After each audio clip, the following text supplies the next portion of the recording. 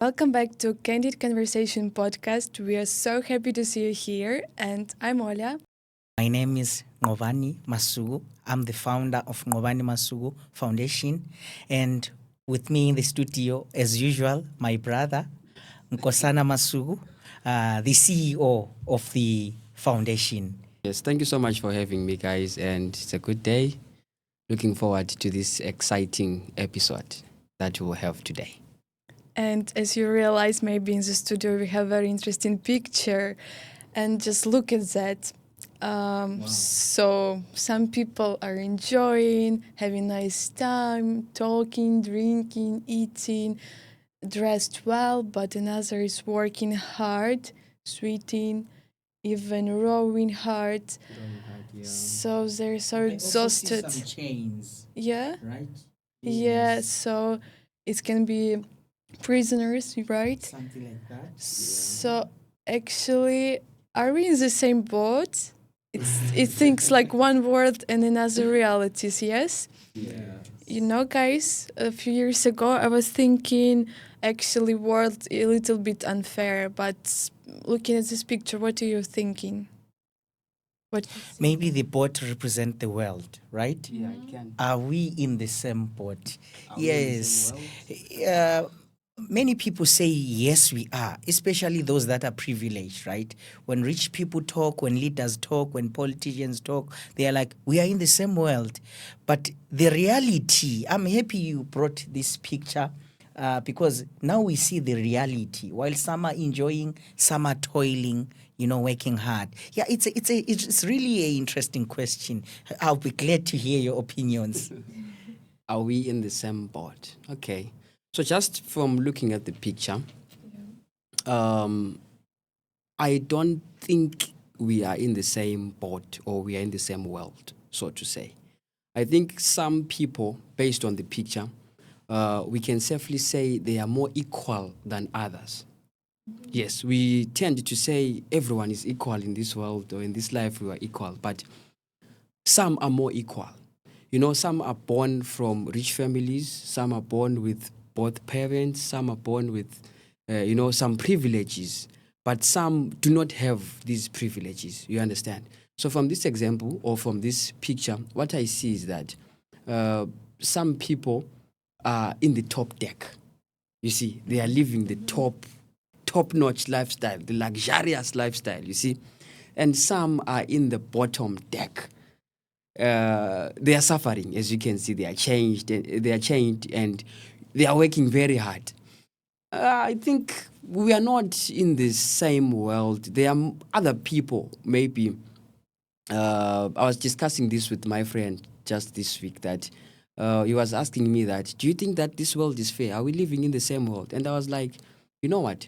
I think that there are some people who run and control this world. There are some people whom when they cough, all of us, we sneeze. You see, so there are some people who are actually running this world. But actually, don't you think that maybe nowadays it's look another bit like a little bit another? So maybe these historical times, maybe some was like prisoners, some slaves or something. They don't have a right just to quit this boat. But if we talk nowadays, maybe somebody who has some obstacles, bad backgrounds, they can just, I don't know, just stand up and to decide, no, I don't want to be locked in the downstairs. I want to enjoy this. How do you think about that? Yeah, it's possible. Actually, when I analyze this further, I think I can see my life in this picture. Really? Yeah. Why do I say this? I'm just looking at where I started, where I was 5 years ago. I think I can say I was in the bottom deck, right? Started small, small steps, and I cannot say I'm in the top deck now, but I can safely say that's where I am headed because I can see that where I am today is not where I was yesterday. So I think also to our viewers watching at home. So as you are looking at this picture, perhaps it can symbolize your life that you are maybe in the bottom deck. So there is a chance that you work hard, put more effort and be in the top deck someday. Who knows? You Yeah. know? Okay, I've been listening to you. Now it's my turn. I'm always with different opinions. Firstly, I will agree with you, right? But while agreeing with you, I see, let's say I'll give you an example with university. We are all students in a university, right? When we've got one teacher, one class, one university, it's all the same, right? But there is somebody who is in the lower deck who works 14 hours to pay for his school fees. And then there is somebody who is in the upper deck, right? The parents are paying, maybe the person is on scholarship. Yes, we are in the same boat, but we have different purposes. We go through different circumstances for a reason, right? Even in life, right? I'm even reminded of the topic that we're looking into last week, broken, strong outside, broken inside. This could be someone's life, right? When we see them, we see the upper deck, but we do not know what is happening in their mind, right? I see a chain, maybe some are also chained, all this and that. You never know. I've got different opinions, and there are a lot of what ifs that I see in the image. I will go back to the image. Yes, when I look at it, are we indeed in the same boat? Yeah, the question. Yeah, the first what if that I have, I think, what if those ones that are in the lower deck started? I mean, those ones in the top deck started in the lower deck. They worked their way up. It's possible, right? Yes, this promotes hard work. Whatever we are going through, viewers, in life you have to work and you need to work hard. If you have worked hard, add a ER and work harder. And if you have worked harder, remove the ER, add what? EST. EST. Work hardest. You just have to toil. You have to work until you reach to the top deck. So I see a what if. What if those ones that are enjoying first started with poor backgrounds, like these people, and then they worked their way up. It's like success, right? Yeah. You each step takes you there, right? You start with baby steps, and then you end up fulfilling your dream. So this is the first what if. What if hard work pays? But I don't see a ladder here. I want to disagree with you because perhaps there should have been a ladder that those at the bottom deck can go up. But I only see the ladder on the far left. You can see those ones at the top. It's a little bit. They are still going to the top. They are still going higher. They're still going to the other layer that is not shown here. So maybe these guys at the bottom must do some somersaults, just to jump and be there. So there's a point. Let me tell you one thing. It's good that you are disagreeing with me, right? Yeah. Who gives you the ladder to success? You build the ladder. I choose to disagree. No, I will tell you, nobody came for me when I was there. Nobody can come for you, Ola. You just have to find your way. I do not know how you do it, right? You just have to build your own ladder. Yes. My point exactly, which is why I'm saying, you said you need to work hard or add an ER, work harder or hardest, so to say, right? So these guys need to work harder to jump to the top deck. Okay, another what if. What if those guys in the lower deck started on the top, but because of pride, in the Bible there is Nebuchadnezzar, Daniel 4 verse 33, right? Yeah. He was the king of Babylon. Babylon was the richest city. And then he started defiling or taking the name of God in vain, right? He didn't believe in God. He said he is the greatest. And then God had to humiliate him, right? Show humility. He started eating grass. For 7 years he was eating grass before he went to the top.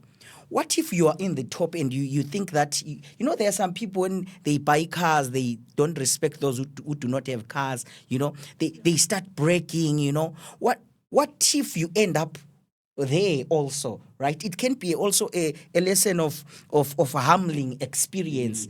There is a thin line separating the top and the lower deck. You see, you can find yourself down as well. So know people, you don't have to treat people in a bad way.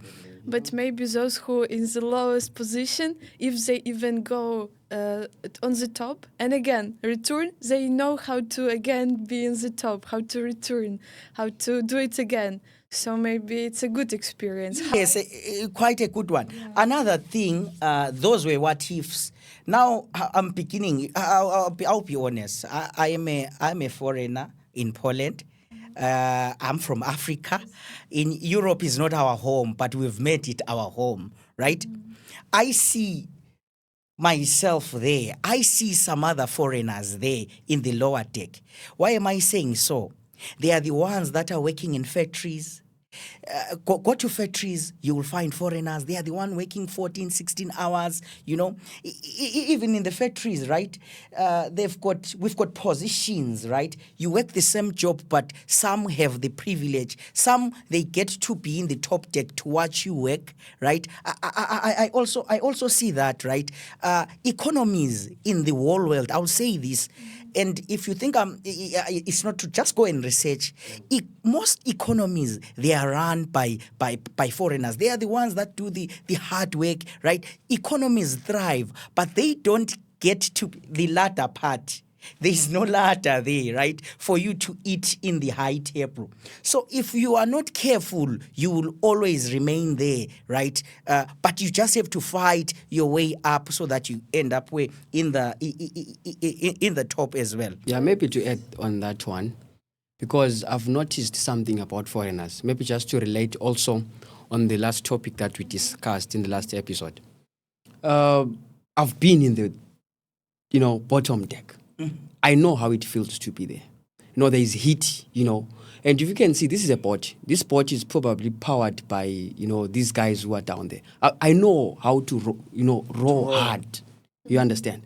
But instead of giving up or instead of, throwing the towel away, it motivated me to work hard and fight for my spot where I am right now. So this is an inspiration to other foreigners, not only foreigners, to other people, to anyone who's watching us, that if you work hard, you can succeed. Can I ask a question?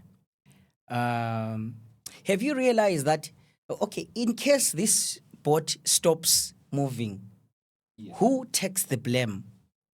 The top ones on the top deck, they will say, these people are causing the problems, right? Have you ever realized that every foreigner in every country is a troublemaker?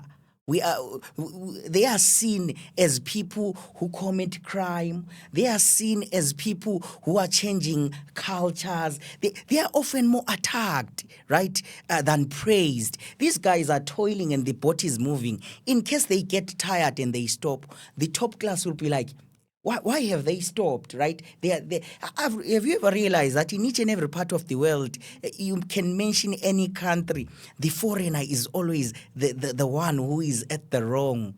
Have you ever realized? But maybe I would disagree a little bit with you. As I'm looking at this picture, I think maybe, guys, maybe it's always also a little bit dangerous, because if you see like, oh, my mom, it's so unfair. It's I can't just go out from these circumstances. And before I was in victim mindset, when, okay, it happens. Okay, I'm here. What can I do? Who will help me? Who will came? But actually, we can change our circumstances. For sure, it will be, for us, for foreigners, it will be more difficult with these problems that we faced. But also, it reminds me, maybe you saw also in Instagram the video where a lot of teenagers was almost going to run, but before that, they was in the straight light. A straight line, sorry, and they was talked that if you was in a family, with two parents, just step forward, and some was stepping. If you was loved by your parents, step forward. If you was if you get good education and you don't pay for it, step forward. And some of them was also like step behind if you force discrimination, if you should go working in the early age, just step behind and you see it's different. Actually, somebody start from zero, somebody start from plus 10 steps, and somebody minus 10. But what I want to say is that our destination is not fixed. We can be the first, even we start like, yeah, in the bottom. We are all reaching there, right? Maybe the last point, in reflection to this picture, I see our lives, the days of our lives. We start at the lower deck. If we do not pursue our dreams, we will remain chained, because I see a chain there, right? We will remain chained, thinking but not executing. Whatsoever you may think, you must pursue, and you know what? Chase that dream. Those ones at the top, they are not scared of trying. It's another point of view that I'm seeing. Maybe they were not scared of trying. Maybe they felt like, I will learn through failure. Let me try, and maybe they ended there. So maybe to our viewers, you have a dream that you want to accomplish in life, but you feel like you are scared. You remain there. The richest place in the whole world is not United States. It's not Saudi Arabia. Do you know where? It's the graveyard. Is Zimbabwe a graveyard? I do not know why he's mentioning Zimbabwe. The richest place is the graveyard, because people dreamed dreams, but they did not execute with purpose. So you choose, viewers. That's what I'm also seeing in the picture, either to remain there or to continue dreaming. They always say, think outside the box, but I'm saying think without the box. There is no box, right? Yes, you create your own ladder, even though there is no ladder, right? Yes, build one. That's how we can also make it in life. But guys, I see you as very successful, and I know you faced a lot of obstacles on your way. But I want to ask you, what moment in your life made you realize you want to help others? I know about your foundation, so please tell our viewers more. Okay, I just put the foundation logo there, right? But before, I would say growing up wasn't easy. The background where we come from, the country also, Africa is often not so easy to make it. We face a lot of challenges, even in terms of technology, right? Technology is not as fast as in Europe, right? We've got the resources, but we do not know what to do with the resources, right? That's why countries come and take the raw materials, they better their own countries, and we remain at the same, right? We can have money, but mostly I would say the privileged one or the leaders, they don't get to think of bettering other people's lives. So I grew up with Nqobani in a poor background, right? It wasn't easy.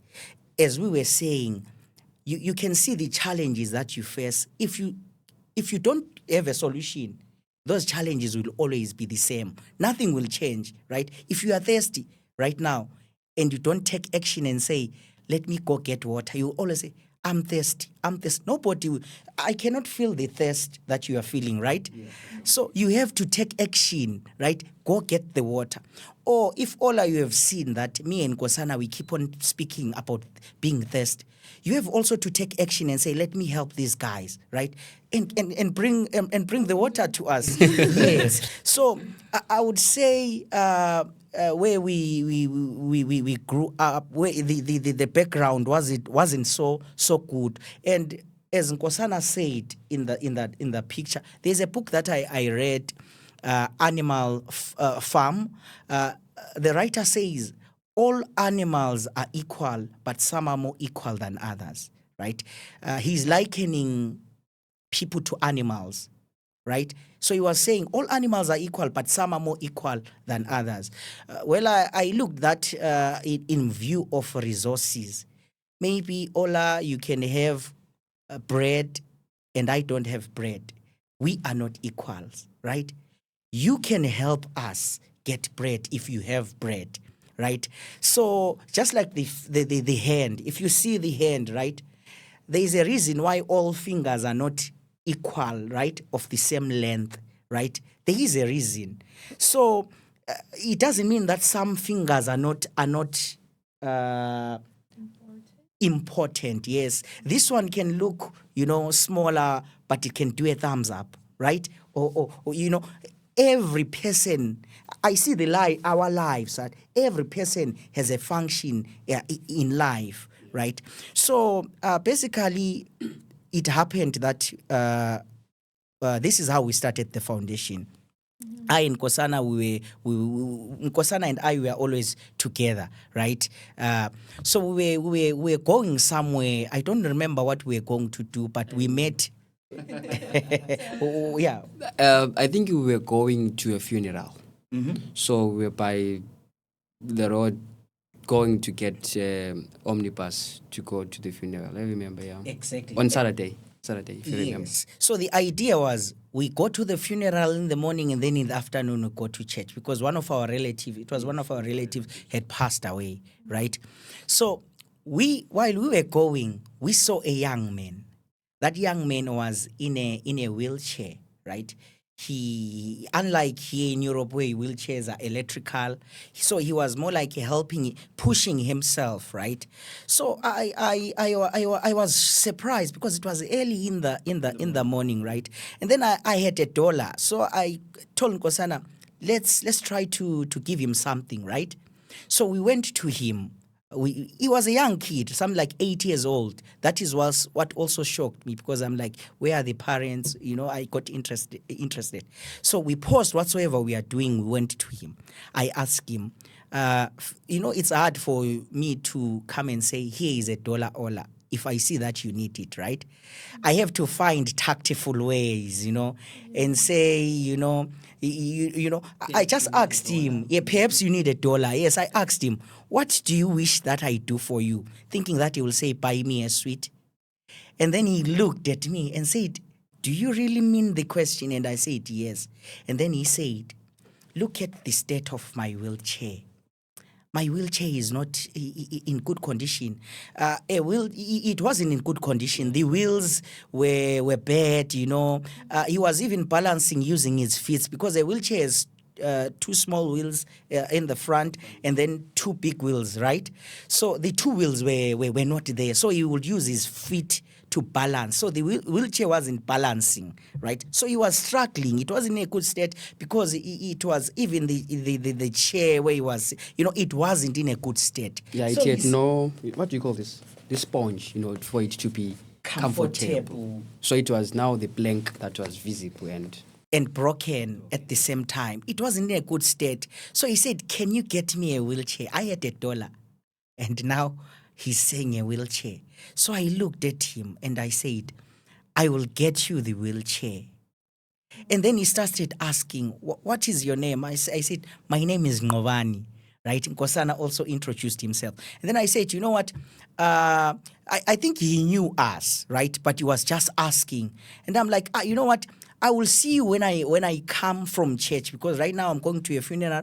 When I come back, I will come and talk to your parents and see how we can make an arrangement. But first, when we come back from the funeral, we'll go to church, right? Mm-hmm. I didn't tell him which church I go to. Then we went to the funeral. When we came back, because we had a lot of responsibilities in the church, we are running to church now. And then I was shocked. Everyone in church was asking me, we have seen the young man. You are doing an incredible job. He has told us that you will get him a wheelchair. And then I'm like, which young man? And then I saw him. So what he did, he went to church and said he's looking for Nqobani. So people were asking him, oh, you are looking for Nqobani? And he said, I've come to worship with you. And then they started asking him, oh, really? And then he said he will buy me a wheelchair. So he started spreading the word, and everyone was coming as if it was a fulfilled dream. Yeah. Thank you for what you are going to do for the young man. You are doing an incredible job. And I'm like, what's happening? It was I also gave it a what if. What if I was just making an empty promise, right? So I started looking at the prices of wheelchairs, the wheelchair that he needed. I remember I went and told my father and my mother that I need to buy him a wheelchair. So the initial cost, wheelchairs are very, very expensive depending on the nature of disability. Wheelchairs, for example, for somebody who's got cerebral palsy, it's a disability condition. You can get a wheelchair. We once bought a wheelchair from the UK for £20,000, and we had to ship it. So wheelchairs are very, very expensive. But some just ordinary wheelchairs, you can get them $500. It depends on the nature. So by that time, let me be honest, I didn't have the 500 because I was still a student. He was not working there. I was going to school. He was also going to school, right? So I just made the promise in faith. And then I told my father. My father looks at me and said, "Oh, so you promised him?" And I said, "I'm going to do this." He said, "How?" I said, "Let me first sit down and think." We sat down in Nkosana. How are we going to contribute the money for the wheelchair? We had plans in action. And then Nkosana said, "Since we are going to afford this one, what if there are many kids who do not have wheelchairs? Let's try to make them two." Right? And then when my father overheard us, he said, "I'm going to he said he's buying the first one, right? And then we started working on the second, right? Because we didn't have the money yet, right? But we had the plans how we would get the money. So my father gives me the money for the first wheelchair. My mother gives me the money for the second wheelchair, right? She also felt challenged and was like, "I'm sending you the money," right? And then we now have 3 wheelchairs, right? Nkosana also said, "I will get one." Now we had 4 wheelchairs, right? But these other 3 wheelchairs, we had not found people who need wheelchairs. And then we were like, how about we make it public, those that need wheelchairs? I remember we started talking to people, asking them, "Do you know somebody who is disabled? Do you need a wheelchair?" And then people started, showing us other people. And then by the end of the week, we had hundreds. Wow. Just imagine. And all of them, the approach that we were using will ask you, "Do you need a wheelchair?" And then the person will say, "Yes, I need a wheelchair." So we would check we had to access, check it. Does this wheelchair, someone can say, "I need a wheelchair," yet the state of the wheelchair is good, in good condition, right? So we had to come up with a team. I remember I called Nkosana and our friends, right? We were all kids. We were coming from school. We sat down. It was in a garage, right? I think a lot of dreams begin in the garage, right? Yes. We just set a meeting and I told them the vision. Nkosana was already inside. So we're telling them that, "Guys, this is what we will do. We want to find 100 wheelchairs. Because now we've got 100 people who need wheelchairs." They looked at us and said, "How are we going to afford?" Because the money was too much. We set a budget and I said, "We are going to do." Then I told them that let's find a day where we will distribute this. So it was about something like 3 to 4 months. I said, let's find these wheelchairs because the people need the wheelchairs. That kid started coming home to visit me. Maybe just to interrupt there and add something. What happened with this kid? I almost mentioned the name.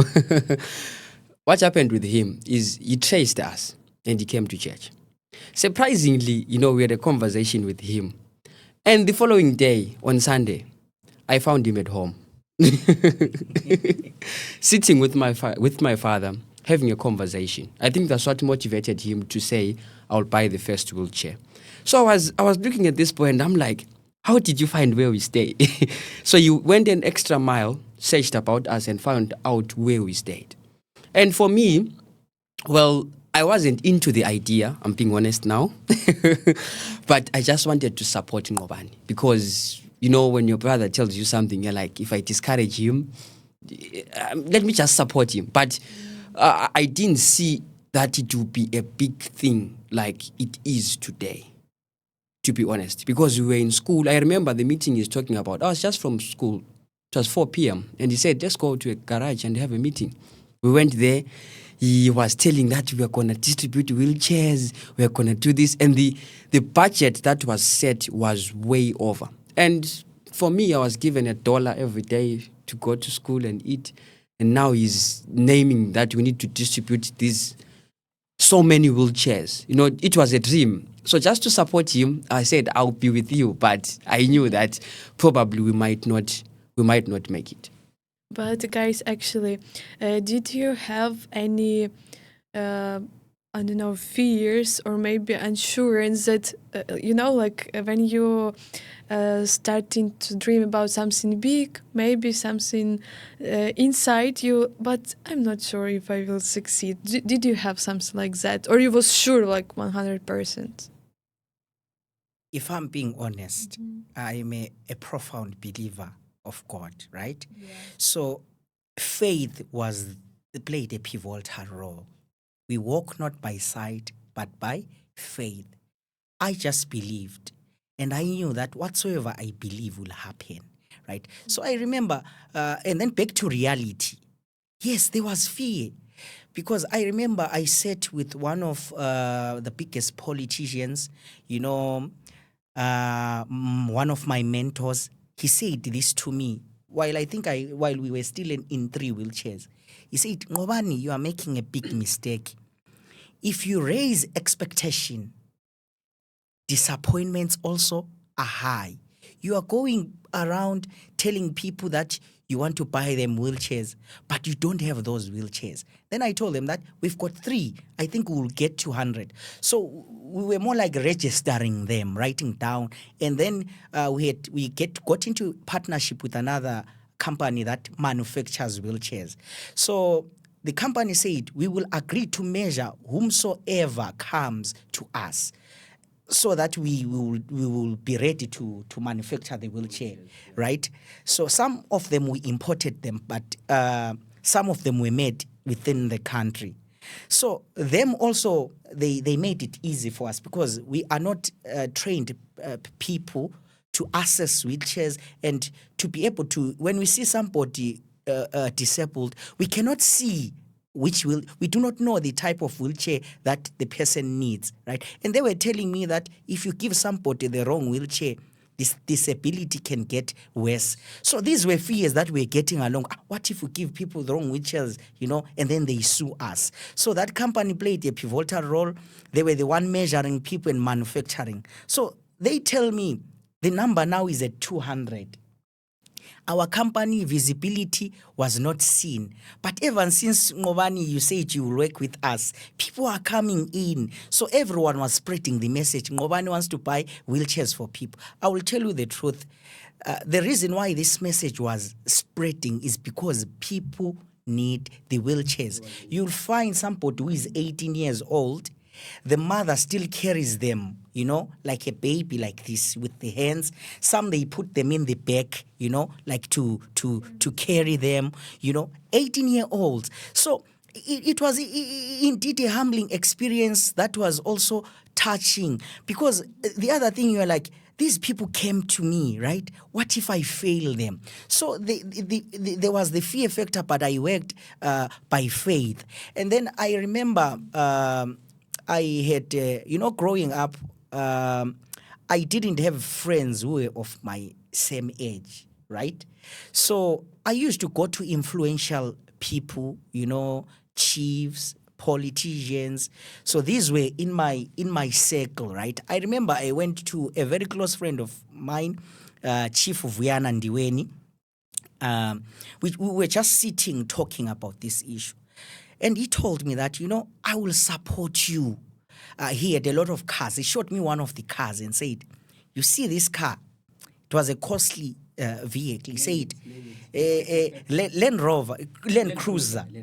He said, you see this cruiser? In case you don't get help anywhere, because we had to write down, he told me that you need to find sponsors, you need to find money-making projects, right, that will fund this, right? And then he said, in case everything doesn't work, I'm putting this on sale and I'm giving you all the money. So also, while I had fear, at least I know I had insurance. So he was my insurance policy. And then he told me one thing. He said, you know what? I was working with a friend of mine. He was into making cars, right? So he says the friend was the hand was injured, right? And then that friend became disabled. So he was saying that he saw it happening. A machine had to cut, yes, in the factories, and he was badly injured. And was like, that person never worked there. So each and every day I wake up, I know that when I'm driving a car, if I get in an accident, I could be wheelchair bound, right? I can end up disabled. So he was the first person who believed in it and understood and said, what I can do is to help you eliminate the dis in other people's ability. The word disabled, Ola, has negative connotations attached to it. I don't believe that there is somebody who is disabled. To disable is to make something not work, right? Sure. Everyone has a ability, right? Right now, if I say sing bass, can you sing bass? Can you sing? You can sing alto, tenor, but can you sing bass? So which means you are disabled, Ola. You can sing bass. You are not able, but you can sing alto, soprano, right? Kusmao is laughing, right? Exactly. So you are not good in music, but you are good in podcasting. You are good in acting, right? Yes. Everyone has his own ability. So who are we to call other people disabled? So we are all differently abled. As I said, like the hand, right? Everyone has his what? Has his own role. So you are saying, I understand what you are trying to do. You want to eliminate that, and I'm going to help you. So we had to write a structure. Now the interesting part, right? He said you are going to approach every company and tell them what you want. But before you do so, since there are a few months left before the distribution, so what we wanted to do was to gather all people in one place, and we bring all the wheelchairs, and then we give them. And then we pray, we encourage them that we love you. Some of them, they were telling me that the only need that I have is to be loved and accepted just as I am. I don't need your dollar. I don't need your help. I just need you to understand me, right? They were telling me, when we go to shops, we do not find ramps that can help us get into shops. That's why our lives are often spent in rooms. We are not going out because we have the fear factor that I won't be able to get in the car, right? People have to carry me inside, right? So basically, this we had to structure it down how we are going to do it. So I took the advice, even the advice that Nkosana was giving, and we started doing some of the project. Maybe you can help us with the project, because he is very, very good in business. So we had to sit down and come up with a structure. Yeah. Well, now we had raised expectations, but on the ground we didn't have money. So something had to be done urgently. And see this thing, it started as helping one person get a wheelchair. But now news spread out throughout the city.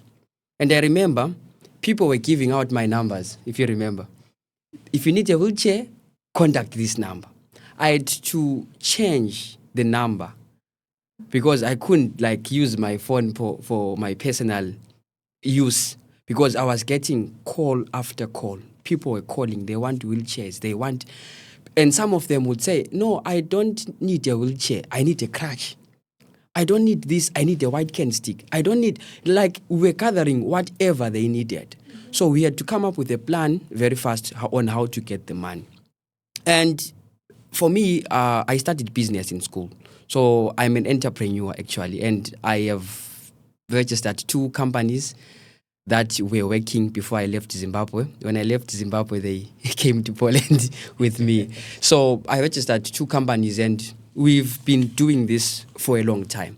So we had to come up with a plan with Nqobani to fund this project. And one of the businesses that we had at home when we were growing up,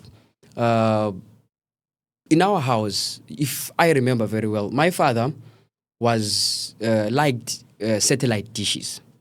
So in our house, we had 3 satellite dishes. By then, satellite dishes were, the thing to have. It was, if you had a satellite dish, probably were perceived as people on the top deck in that picture, if you remember. So we had 3 of them. One facing south, the other one would capture channels from America. We had over 660 something channels in our decoder. So that turned into a business. So people would come to ask, where do you get this? And we started to tell them, we bought this at this place. Until Nqobani came up with the idea to say, why not take this and we do it ourselves? Then we started selling these decoders and selling these satellite dishes, and they were moving like chocolates. Everyone was buying, like what cakes, eh? Everyone was buying. And the business grew to a point that we were now installing them. We had to find the search finders, we installed them. After that, we programmed. Nqobani was good at programming them. He had his paper. You remember the paper you had with frequencies on how to, have these channels. So we'd program. After programming, when rains come and maybe the satellite dish moves, you'd come. And we come with our search finder, reposition the satellite dish, reprogram the channels, and everything would work at a cost. And we made a lot of money from that. I'll be honest. We made a lot of money. Competitors.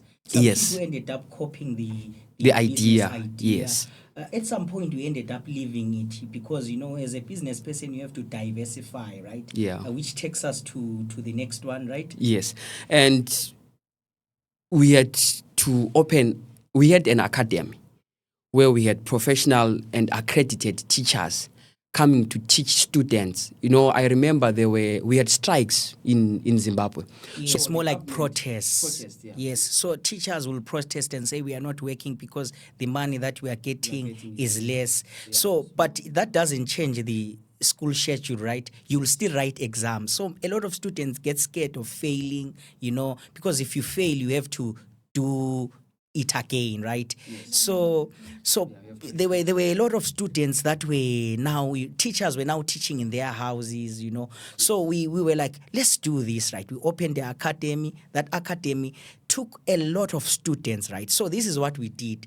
Students were paying, and then there were some students that were less privileged, but who also wanted high value education. So they also joined the academy. Half of the class was those who afforded, I'm sorry to say, those that were in the top deck, right?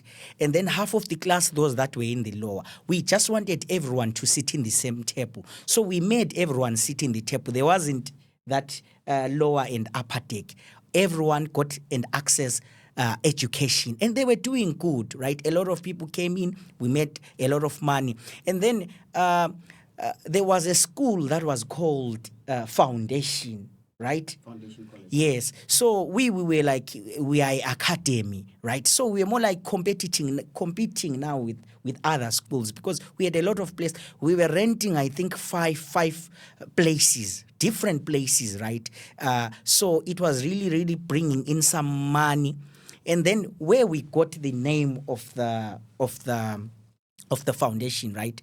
So this young man we spoke about who made us started calling me with the name and the surname and the foundation part, right? So he ended up calling. Each and every time you will see me, Nqobani Masuku Foundation, I'm looking for Nqobani Masuku Foundation. So again, that name started spreading. And then there was a very, very important man, Mr. Kumete. He was in the community. He said, why don't you register this?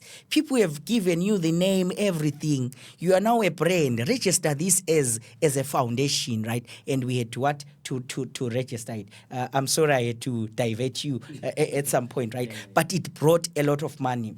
Yeah, it brought a lot of money. And it was doing well, actually. So we had some guys coming in to study, and we had professional and accredited teachers teaching. Nqobani wanted to do it for free, as charity. But since I'm a businessman and an entrepreneur, I had to tell him, no, we are doing it at a cost. But those who do not afford, I will also are also welcome to join in. So people were coming in, would assess your situation and see that you afford and you can pay, and we charge you. Then if you don't afford, you would teach for free. So the money that we would get, we would use it to fund the foundation, because the foundation now became a day-to-day business. Now we had people running in, people going to investigate. If probably you called us and you need a wheelchair, we needed to investigate if you afford. Because there are some people who could afford that we did not give the wheelchairs to, because they would take space for people who actually do not afford. So we had to transport them, buy them lunch, give them incentives, because some people cannot leave their work just to attend to other people's needs without getting anything. So we had to say, okay, if you want to do this, because we wanted to help, so we had to give them incentives. And also there's another business that we started, poultry. So I remember we built somewhere to keep our chickens. We kept something like 500 to 1,000 chickens. We were selling something like 500. Yes, 6 to 7 weeks would sell something like 500 chickens. So it will depend how much the chicken was, how big it is, depending on the feed that you give it. So I remember one time I made $5,000 profit in just about 6 to 8 weeks. Don't discuss the amount. Yeah, that's the highest amount that I made in 7 weeks. No, but it wasn't easy, I'll be honest, because, keeping chickens, especially 1,001, some die, you have to take them out, you have to change a lot of things, take care of them and make sure they are... I also want to thank the community. They were also competitors in the poultry field, right? But people were buying from us because they knew. We were telling them that we are raising the money for wheelchairs. So they knew our cause and they were supporting it, right? The people stood with us, everyone, the communities. And many people were even volunteering, right? They were saying, we will work with you guys. Because to gather statistics wasn't easy. We were now going to other rural areas, like we'll travel 200, 300 kilometers. What we did, actually, we were like, we want to help everyone who needs a wheelchair, and the demand was high. We said we are now telling them that there is a waiting list, right? Yeah. If we don't give you in time, we will continue this for the rest of our lives. One day you will get the wheelchair. What other business? That I did when you left for Poland, I remained. So one time I was visiting this other school when Nqobani used to go. I don't know if we look alike or we're identical or somehow. But when I was talking to these kids, because we used to go and give awareness programs to kids about Also drugs. Disability. Yes, disability awareness about, drugs, about abuse. So I went, it was my first time because he had gone. So I had to fill in the boots and take charge. Yes, maybe to help viewers understand, working with schools were more like my eyes, right? Yes. Because how do you identify disabled people, right? So you go to a school, students live in different places. If you know somebody who is disabled, bring the address, give them this number. So they really, really helped with us. And then even in schools, we were also helping some students that were less privileged. They needed stationery, books, all this and that. So now we're working with schools, and schools were spreading our name, So schools somehow, some schools were open. What can we sell for you in order for you to make more money to continue what you are doing? Yeah, we had quite a lot of schools. Some would offer us their tuck shops. Say, take over the tuck shop, you give us a percentage of the profit, keep the rest for the cause. Yes, especially the choco. Yes, choco milk or cream business. I was about to get to it. So that's what happened. And so one time, just to go back to where I was trying to greet the kids. So I just stood in front of them and I was scared. Mind you, I was not used to this. Before I just talked to them, I just said, hello, children. And they said, hello, doctor. Yes, they used to call Nqobani Dr. Success. Mm-hmm. Yes. The academy was Success Academy. Success offering Academy. Education. Yes. But they called him Dr. Success. So when I looked at them, I'm like, they're calling me doctor. Okay. And this also inspired me to, pursue my academics so that I can become a doctor. So this is one of the business that I registered with the Ministry of Primary and Secondary Education. They were aware about this. It's called Vitalog Business System. One guy, Joel Joe Mnetsi, I'll just mention him and shout out to Joel Joe. There are very few people whom in the community, when they see a talent, they call you, try to mentor you and give you some ideas on how you can achieve something. So you saw that I had a potential of making more money. And he said, come here, young man. I have Vitalog Business Systems. It does this and this and this. How about you focus on niche marketing? You focus on this. I won't mention this because I have competitors. They might take over. So he told me, you can do this. How about you venture it like this? He even wrote me one of the most expensive documents that I possess, that I have, the plan for the business. He said, do this. I went and I did it. And I can say that we would get a lot of money from that to fund the organization. So because we were still kids, We were still in school, so Yes. some of the documents like business plans, you forgot also one person who also drafted Yes. also another document. Shout out to him, my business studies teacher, Mr. Chinyoka from high school.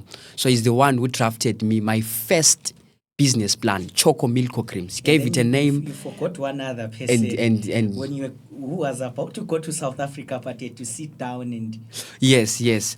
I called, there are some guys in church who inspired us. We really wanted to be like them, And one of them is Makawe Dube, just to mention him. Shout out to him he was about to catch a flight. I called him, I need you to help me draft a marketing plan on how I can do this and this and this. He said, I'm leaving 8:30. I need you to be at my house by 7. You need to be here. And he sent me the address. I got lost along the way. I arrived. I had 15 minutes with him. Just took his paper because he's brilliant. He just wrote and said, have the paper. Go and do this.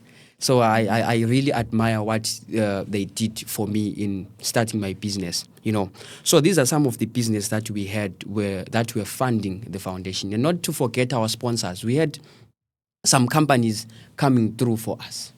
Yes, don't mention the names. Okay.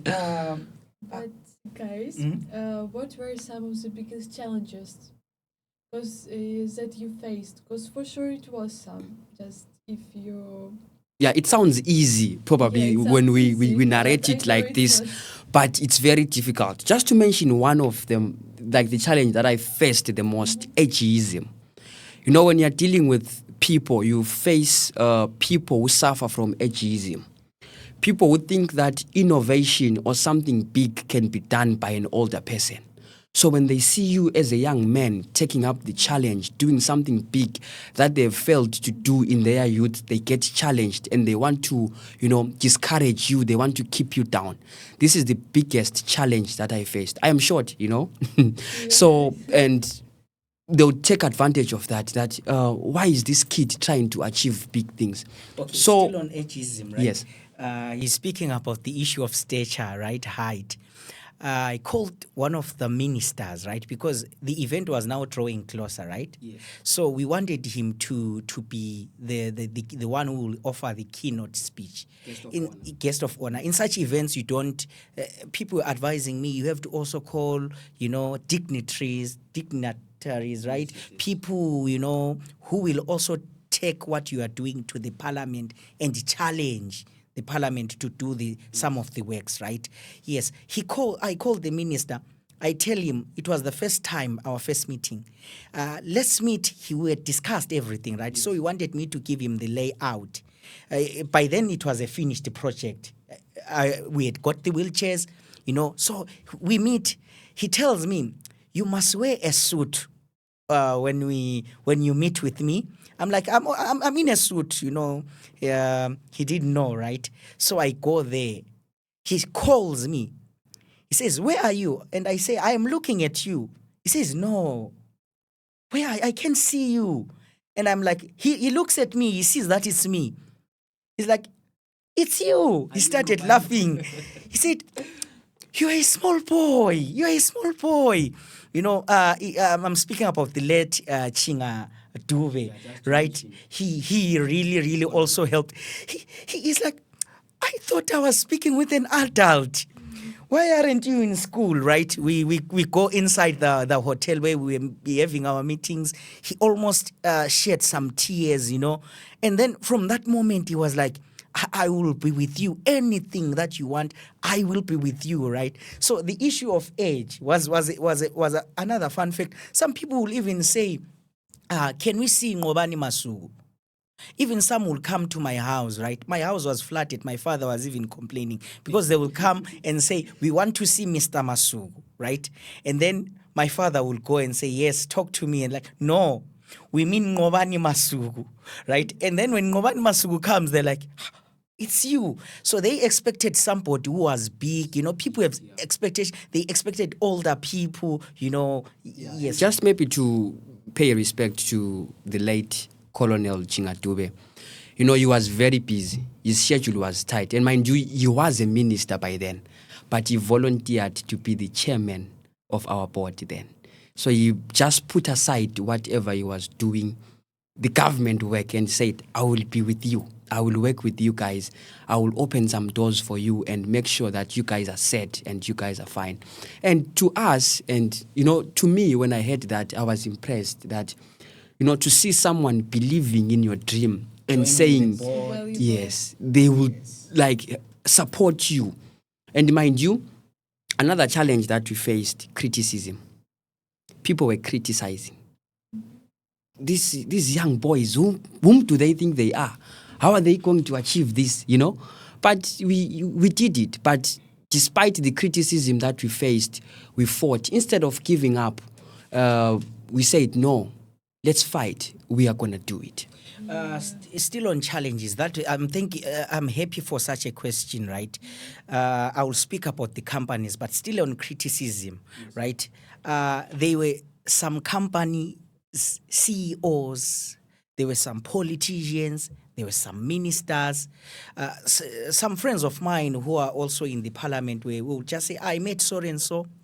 He was saying this about you because radio stations started advertising this, right? I was once called for interviews, even on TV, right? I remember they called me. I thought they wanted to hear about the program so that they just announce, right? The program was about to be done by then, right? So I go there. They are saying tomorrow early in the morning you will be on Good Morning Zimbabwe.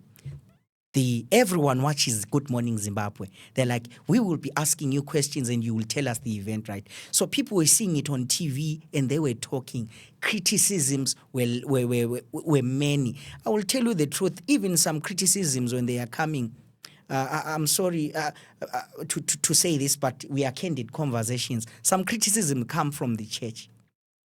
Yeah. You expect the people from the church to be with you, to support you, but some they are the ones criticizing you. Hey, why are you doing the foundation? Hey, why are you doing this? We were criticized left, right, and center. But one thing I've realized about Nkosana and me, on this one, we are the same.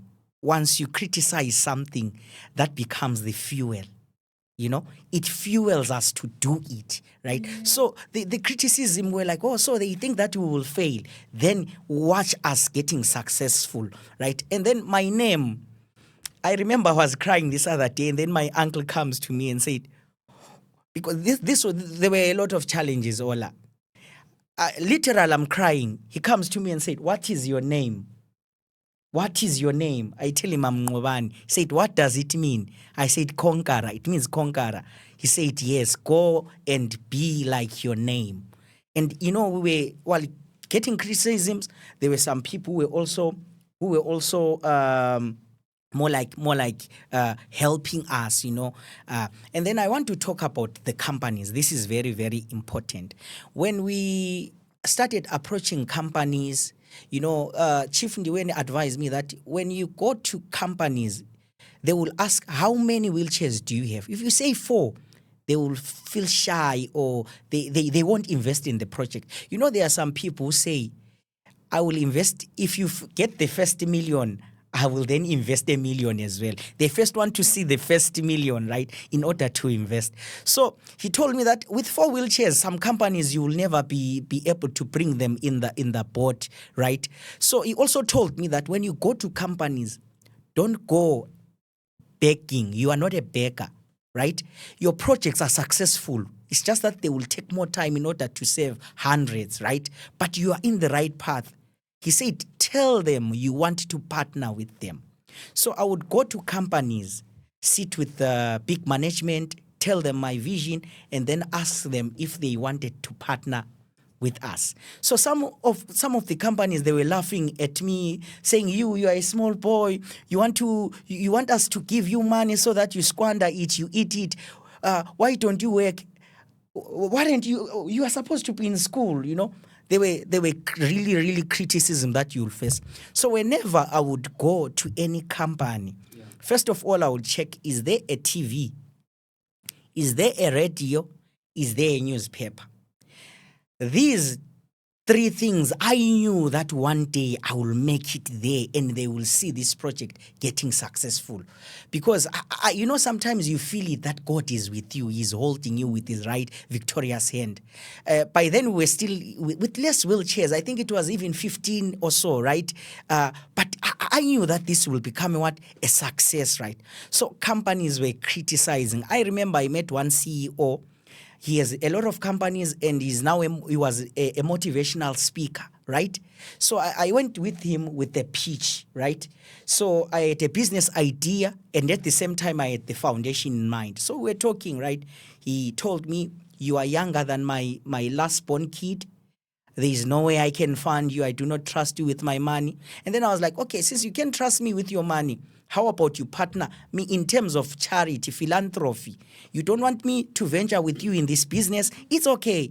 I'm having an event on this day. He started getting on me. Why are you opening a foundation at this age? Foundations are for people who are successful. I'm like, don't you see success? I'm success. My name is Nqobani, it means conqueror, right? At the same time, it means getting successful, right? Nqobani, yes, you have to be successful. It's a name with action, right? So I was trying to reason with him, right? I think he was the most person who discouraged me. He's a motivational speaker. International, right? He has gone to big companies and was the CEO across Africa, right? He criticized me to an extent that, I felt belittled. And you know what I checked? The newspaper I saw, he reads the latest newspaper. There was the TV, there was the radio. I'm like, okay, you will see me in the headlines. I said that in my mind. So actually, Ola, I went to over 150 companies. So in each company, I would say, just buy 1 wheelchair. I don't need your money. I will show you my supplier. Just get me 1 wheelchair. I will give you the name of the person. So out of those companies, over 150 companies, guess how many turned up? I'm saying, make a guess. How many really? We went for 150 companies. Yes, I'm saying you must guess. How many agree? Yes, how many came through? Half? I hope so. Half, you hope so. Yes, it was 3 companies. Out of 150. It was only 3 companies which came for us. So I remember when the event was drawing closer and the budget was not yet there. And then I went to another company. They said we'll get 2. We went to another company. They said we will feed the people, right? In your event, we will give refreshments, all this and that. We'll give them everything that they need, right? And then the last company I went to, I was like, we were closer to 40 wheelchairs. I was like, this is the end. We will give people the 40, and this is what we could. The budget was big. Of the expensive wheelchairs, one was £20,000. We got it from UK, right? For support, we had cerebral palsy, right? So it was very, very expensive. And then that person, we had a meeting. The meeting lasted. The person said, I will give you 3 minutes of my time. But we used 1. I went there, I saw her. I now treat her like a mother, because from that time they've been supporting us. They even sit with our board. but board of directors discussing some key points. They've been with us for the longest of time. So I went to her. She didn't allow me to sit in her office, because you only sit in her office if you have made it, right? So we went outside, right? And she said, say your story. And then I told her, I showed her, she's like, how many wheelchairs do you have? She looked at me in the face. And then I told her, we've got over 300, 400, 600 people. People are registering, because some did not need wheelchairs. They need white cans. These are visually impaired. People have different disabilities. So we were now, diversifying and becoming an organization. As you see our logo, right, there is somebody with a wheelchair, and there is someone who is holding them. And there is the leaf signifying life. So, and hope. So I went there with hope. And then she said, I'm offering you a blank check. I had heard about a blank check when I was doing history in school. That, there's a certain country that was offered a blank check. Like a blank check, you have to write the amount you want. So she said, I'm offering you a blank check. And tomorrow by this time, come and take my accountant. You go to the company that is your supplier. This is what she told me. I'm in business. Some companies, when you pay them, they don't deliver. What we will do, we will sign a contract with the supplying company. Whatsoever you want, we are giving a blank check, but we will pay deposit first. They deliver, we pay the full amount. Because I've been dealing with people for quite a long time. I was, she left me standing. She said, thank you. The meeting ended. She went inside the company. I remained standing. Like, it was like, is this really, really happening? So of all the challenges, we were getting denied. Actually, guys, it's so inspiring story, really.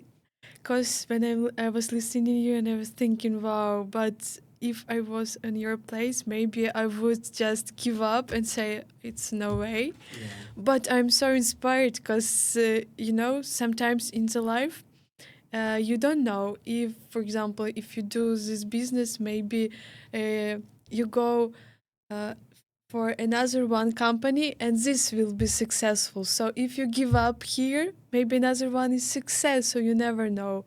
Yeah, and you wanted to say something? Yeah, so like the project that we have now, maybe just to add on what Nqobani was saying, that they have been supporting us in is the water for all. So we have had challenges in Zimbabwe. We didn't have rain for quite some time. We had last year, legal rain. So we didn't have water. So Nqobani Masuku Foundation came up with an initiative to supply water, to give water to the people. Yes, so they were helping us to do this, and we managed to supply a lot of households with the water and the buckets. Because according to the World Health Organization, a family can need just one bucket to survive one day. So we would give one family one bucket and we supplied quite a lot of families across all suburbs who needed water. So this is the project that we've been doing. The people that we are helping, we are not just helping ordinary people, right? Again, our cause is for the disabled, right?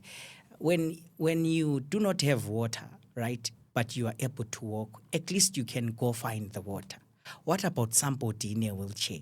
They can go 10 kilometers, 15 kilometers to find water. So what the foundation has been doing, this is our latest project. We did it last year, right? Yeah, we have been identifying, using the same database of those who benefited, wheelchairs, crutches, wide cans, right? So we've been doing that for quite a long time, providing them with the apparatus that can help them move from one point to another. So now they needed water. We had to pitch up, right? How we were delivering the water at their doorsteps, because they cannot move around. Some of the pictures, I think they will be projected, and we are also working on a mini documentary where we will put everything in our channel so that people can see, right? So we've been doing quite a number of projects, but maybe the viewers maybe deserve to know how it ended, right? So we ended up distributing wheelchairs, not only for those people, but we ended up going to other territories, other communities, 300 kilometers away, providing these wheelchairs. I remember when we went to another community, this is a touching story, another touching where we met another young boy, right? He never owned a wheelchair. It's a sad story because the parents, some people don't understand what disability means. They think that maybe if you are disabled, you are cursed, right? Maybe the family did something and got punished. There are a lot of Superstitions. yes, stories. They feel like that person is bringing bad luck to the family. That's why we are educated. That's why the foundation is there to empower one person at a time and also educate. We empower even in terms of educating people that yes, you can. People can tell you that you are disabled. We were about eliminating the dis. If you eliminate dis in the word disabled, you are left with what? Abled. We are telling people that you are able. And we are teaching parents that everyone, we are all the same. It's just different abilities, right? And we are telling them that your child, did not bring a curse in the family. So that boy was locked up in a room, dark room. They would just take food to give him. So it's a sad story because when they brought him, it was through the authorities. We said, we want to see him. We want him. It was a day when we were distributing. So after taking statistics, we'll put a day and then we go and distribute wheelchairs, crutches, white cans. After the distribution, this is what happened. They brought the boy. He was scared of people. He had never seen a lot of, because we will make it a program, maybe 150, 200 people would attend. Communities, we will gather communities, we distribute wheelchairs, we educate communities, and we say, let's stand for one another, right? Be the change. He was scared to be part of people. He was trembling. Yes, he was isolated. And that's when the community was telling us that this one has never seen people. They are always locking him up. And he never went to school. His life was grounded. And they were telling us a lot of stories. There are a lot of stories that we heard, and we tried the best that we can to help the people. But what pains me the most is, what we did was like the tip of the iceberg. It's like, the sand of the sea. You cannot carry the sand of the sea with your hand. What we did was just a handful. There are still more people who need help. That's why we are still there. We are still standing. So we are saying to anyone who is watching, you can be the change in your society, right? You start from where you are. If you believe it, then it can happen. So I think this is also what this episode is about, to tell you that you can be the change in your community. Don't talk. A lot of people talk about the social problems that we are going through. How about you become the solution? Yeah. And also to add, some people think that in order for you to be a philanthropist, you need to be a billionaire, you need to be a millionaire. Kusma is smiling because he's the billionaire. So you don't need a lot of money, actually, with the legal that you have. I remember one of my friends told me that the person that he remembers the most is not the person who gave him a lift, is not the person who gave him probably a phone or who gave him something, but is the person who gave him bread when he was hungry. So there is something that someone can do for somebody somewhere in the society. So you can do with the legal that you have, with your dollar, you can change someone else's life. And maybe just to, we've narrated the challenges that we faced. I want to hear from Ola Nqobani. Ola has a YouTube channel that she opened. So I want to know, it's more like a movement, because in your channel you talk about psychology, you empower people. Yes, you talk about self-love. There are some people who do not love themselves, who feel like in order to live, they need to be liked by someone, need to be approved by someone. So you have been educating us in your channel. I was going through it this week. Yes, educating us that you need to have self-love. I want to ask you, it's not something that is easy, I'll be honest. To start is very, very hard. What are the challenges that you face? Starting from zero, when I see like 10 people subscribe, next 20, 30 now.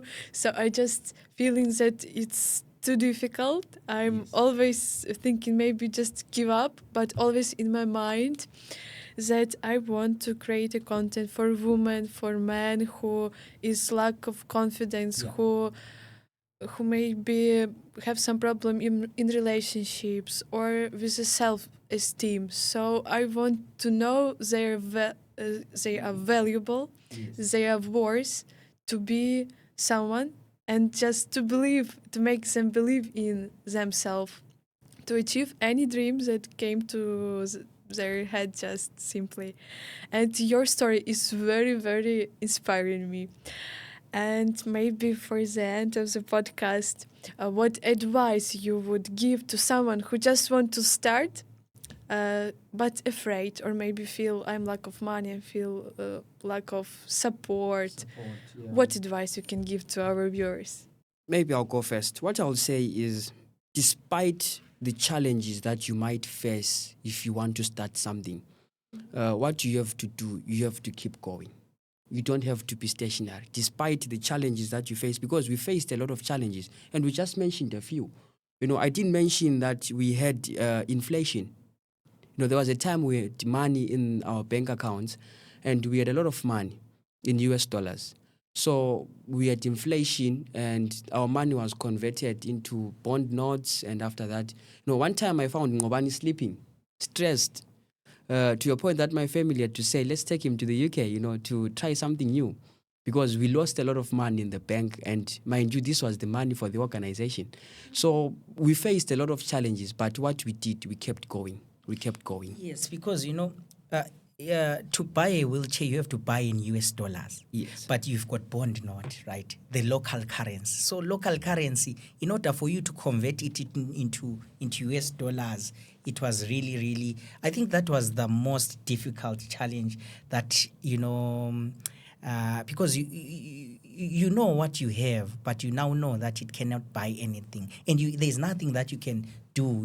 A lot of people, when there was a recession in United States, they lost it. They lost right? everything, This is what we also went through. Yeah. But we never give up, because challenges makes us strong, right? We now know that you don't have to keep your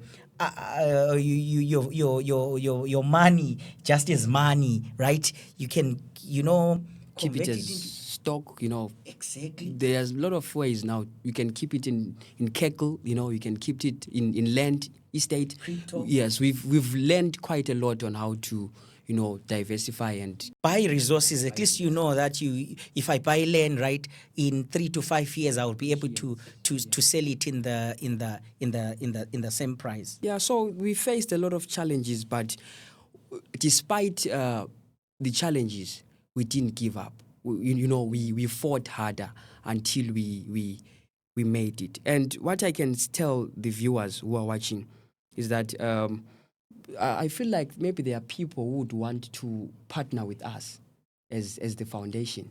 So our call to action is, if you want to partner with us, they'll put our email, our contact details there. If you want to make a change in the society, if you want to give that dollar that you have, not only to give, if you want to volunteer, you are saying that I want to be there. When you are feeding people, when you are taking the water, I want to be the one lifting those buckets, because sometimes we need manpower. You can contact us in that email, send an email. Our team, we have a team and a structure who are going to respond to you. And also there are some people, if you need help, whatsoever help that we need, you can contact us. We know the right people who can help you, and the foundation can as well help you. I think this is what is more the key. Yes. You know the person who is struggling, and we do not know them. If you know them, as he is saying, there be a QR code and the email. Even if they are in any country, just tell us, we will do something. We'll do something, We yeah. will help them through you, right? We will find the right channels, whatsoever they need, apparatus they need, we will help them, because our goal is just to sit in the same table with everyone. We don't want someone to say, I cannot sit in the table because my wheelchair does not fit. I cannot find my way there. We want everyone to be in the... We are eliminating this in other people's ability. We want this world to be a better place, to be equipped for everyone, right? This is what we want. And then this one just came through, I have to say it. The inspiration, sometimes when you do something, you have to also ask God, is there, am I changing the lives of these people really, right? I'm an evangelist. Nkosana is also an evangelist. We preach the gospel, right? Most of our lives we've done that, right? What I will tell you is, it takes time to convince someone, right? You have to go to a multiple Bible studies. You have to pray with them, fast for them. It takes time. Some they don't, right? And then you won't see the results there and there. All the people that we gave wheelchairs, if I'm being honest, we were not reading the Bible to them. We were not telling them, go to church, be a better person, right? Yeah. A lot of them, they started calling me. I have started to go to the church where you worship. Some of them, I could see them. Some would tell me that we've gone to other branches, and then, I didn't preach to them. Yeah. I didn't spend much time. And for example, the kid that we spoke about, who inspired the vision, the entire family got born again. They got baptized, and I got to witness it without preaching a sermon, right? They got to change, and then the funny thing, they had to tell us, and then that was when we saw that, this is a ministry. So actually, action and helping, preaching more than words. Yes, action speaks louder than words. So we were lucky. I would say we were lucky to see it with our eyes, and also this made me to see that we were just responding to a call. God was the one who was working in us. As evangelists, you face challenges in when we are spreading the gospel, right? They don't give you opportunities to preach. Some, they even fight you, like you are supposed to preach somewhere, they stop you, We go through a lot of challenges. Yes, it happens, right? But what I've realized about this ministry, no one can stop you. Seated there, Ola, you can stop me, right? Yes, you can deny me the pulpit, but you cannot deny me this. This is the biggest stage of all time, where people, you don't preach to them, you just do action, and then they see the God in you and they get changed. So this on its own changed my life. Even if when I'm down, when people are doing bad things to bring me down, I remember that God is still using me in different ways, and no one can take it away from us. And we are also encouraging you, viewers, if you are facing challenges as an evangelist, or you want to create change, in this platform or in this pulpit where we are giving people and creating change in the community, no one can stop you. The only person who's standing on your way is you. So basically, what we can say, if you want to start, you can do it. You don't have to get assurance. As you said, we didn't have the money, but we fought until we won. So one advice I can give to people, you are guaranteed that there will be failure along the way. But it is these failures that bring success if you continue being persistent, right?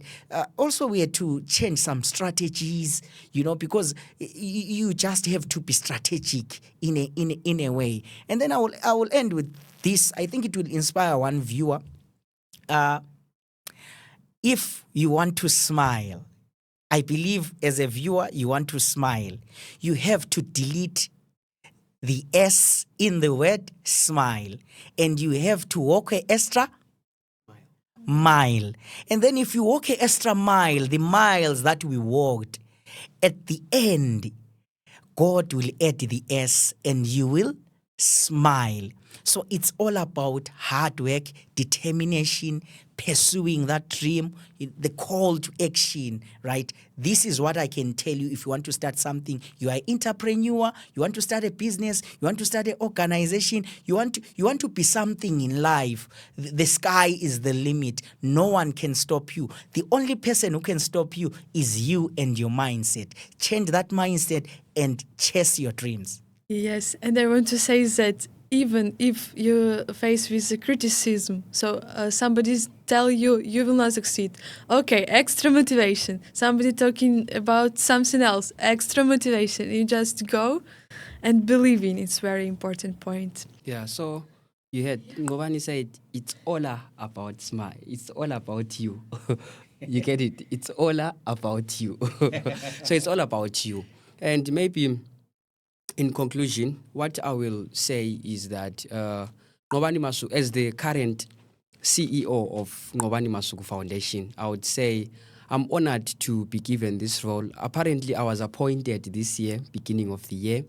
And upon taking up the role, I want to promise something to our viewers, that the foundation is a movement.